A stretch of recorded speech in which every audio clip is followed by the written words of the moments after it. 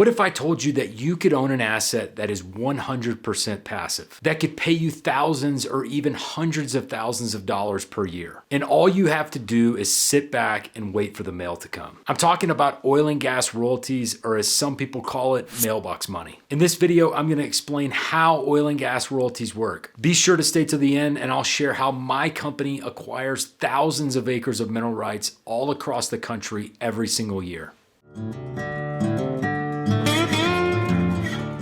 Howdy folks, my name is Steven Hatcher. I'm a professional mineral buyer and oil and gas attorney, and I have over a decade of experience buying, selling, and developing oil and gas properties all across the country. On this channel, we talk all things oil and gas and mineral rights and how to invest in the US energy sector. Oil and gas royalties are payments made by oil and gas companies for producing wells. In order to receive the royalties, you have to own the mineral rights. Oil and gas royalties are paid under the terms of oil and gas leases and can range from 12.5% to 25% of the gross revenue generated from an oil and gas well. So for example, XYZ oil company wants to drill a well. Before they can do that, they have to acquire the legal right to be on the property, drill the well, and produce the oil and gas. In most cases, they acquire that legal right by acquiring oil and gas leases from mineral rights owners in the area. The mineral rights owner could be a farmer or a rancher who lives in the area, or it could be someone who lives 1,000 miles away who inherited those rights and has never seen the property before.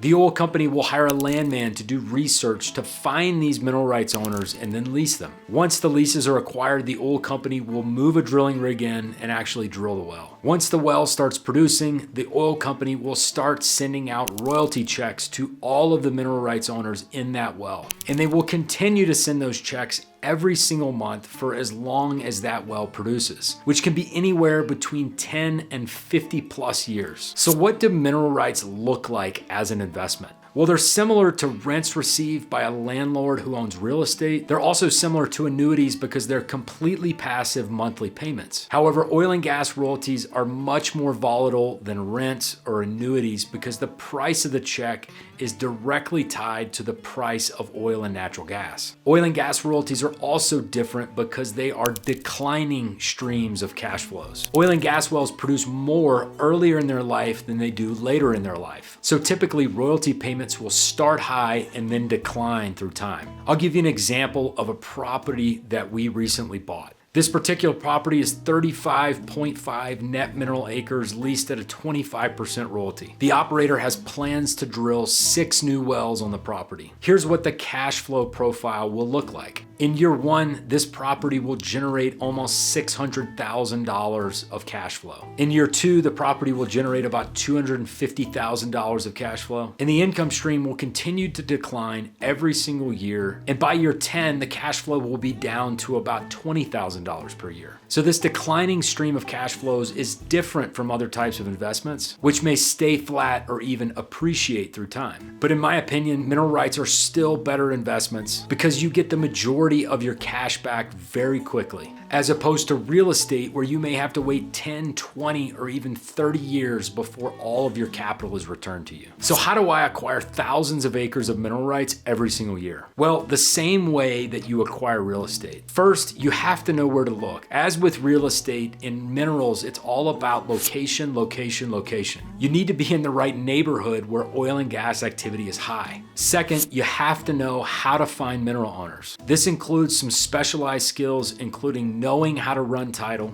and knowing where to find mineral ownership data. Third, once you find a deal, you still have to know how much you can pay for it. Just like with real estate, underwriting is a key part of the transaction. And while it's a bit different than underwriting for real estate, my team uses 3 primary methods of valuation in order to triangulate value. If you want to learn about how to buy and broker mineral deals, make sure to like this video and subscribe to our channel. We're also working on a course that shares our secrets on how we buy mineral rights all across the country. If you want to get on our wait list, shoot me an email at steven@mineralsguide.com.